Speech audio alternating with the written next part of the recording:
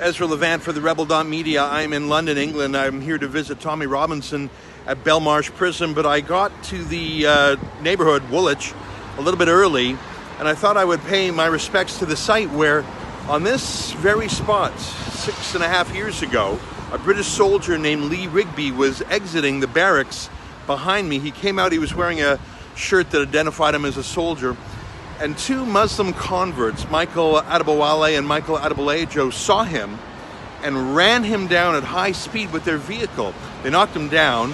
They probably didn't kill him, but just injured him. They wounded him.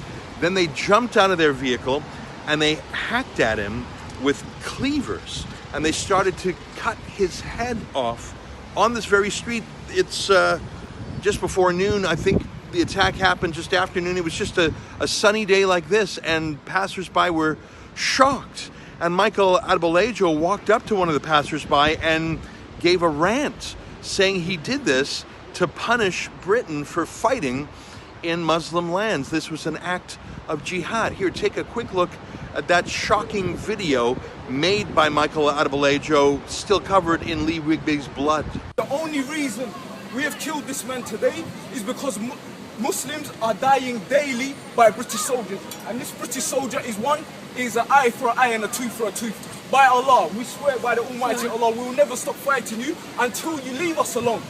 Well, I came to this very spot a year ago because Tommy Robinson had told me what a scandal it was that Lee Rigby did not have a proper memorial. I remember Tommy said that he thought that the killing of Lee Rigby would be a turning point for Brits. It couldn't have been further from the truth. In fact, Lee Rigby has been erased from the memory of the United Kingdom. Here, I want to show you what I saw when I came to this very place a year ago. And just for reference, look at these power transformers here. I know that sounds odd, but take a look at what I saw when I came here 1 year ago to this exact place. And where's the memorial? Where's the statue? Where's the plaque? Where's the story? Where's some sort of consecration of this ground? You have nothing. You have this. What's this? Some sort of power transformer? What on earth is this? All there is? Like an unmarked tombstone. What all there is some flowers and a tiny brass plaque on the ground covered in dirt, and more to the point, without any meaning, in loving memory and a tribute to a true hero, Lee Rigby, his date of birth and the day he was murdered, in our hearts forever, but with no explanation. Who was he? There's no mention even that he was a soldier. His military title is not there. No mention of how he died. Was it just a car accident? Sometimes along the side of a highway, you see flowers and a little cross in remembrance. Remembrance of what? You say you want to remember, but what are you remembering? No one knows. If someone were to walk by here, they would not understand what's going on. If they came to inspect the notes, they might have a clue by reading this absolutely heart-rending one. I'm going to try and read it without choking up. It says, "To Dad, I miss you a lot. I love you, from Jack." A year ago, it was a disgrace, and I knew that plaque would be dirty, so I came here today. I had an hour to kill, and where the Queen Victoria pub is behind me, there's a little convenience store. I was going to get a paper towel and just sort of clean up the plaque because it's literally on the ground. So I came to those exact transformers. I had to look for them because there was no other way to see the plaque, but take a look. The plaque, it's not there anymore. Here, let me give you a close-up. I'm just going to flip my camera around. There's no plaque there. It's been removed. As you can see, this is the exact location where it was before. But I don't know if you can see it. Tucked away there's a sign. Do you see that? Let me zoom in. Lee Rigby Memorial. The Royal Borough of Greenwich has reached agreement with the family of the late Fusilier Lee Rigby to dedicate a memorial tree at the site of his murder in order to remember and honor his life. The family wishes to be left in peace to grieve and rebuild their lives. They request that no flags or memorabilia be left on the site. Anyone who would like to commemorate Lee should donate to the charities listed on the plaque at the base of the memorial tree. We ask everyone to respect the wishes of the Rigby family.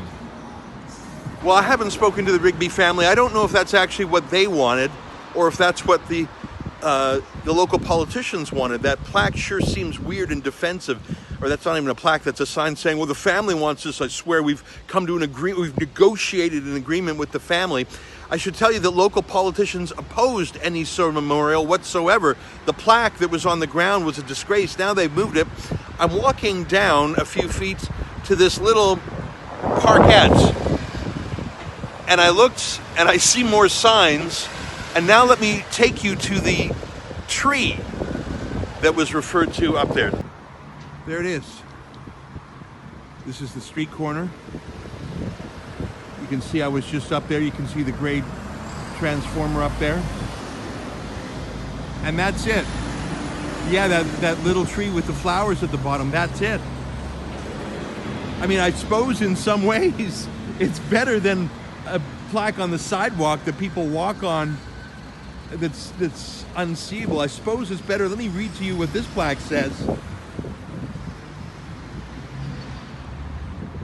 In memory of Fusilier Lee Rigby, his date of birth and his date of his murder, this tree was planted by the Royal Borough of Greenwich in accordance with the wishes of the Rigby family. The family requests that anyone who would like to commemorate Lee should make a donation to the Fusilier Aid Society and Lee Rigby Foundation, or Scotty's Little Soldiers. So is that it?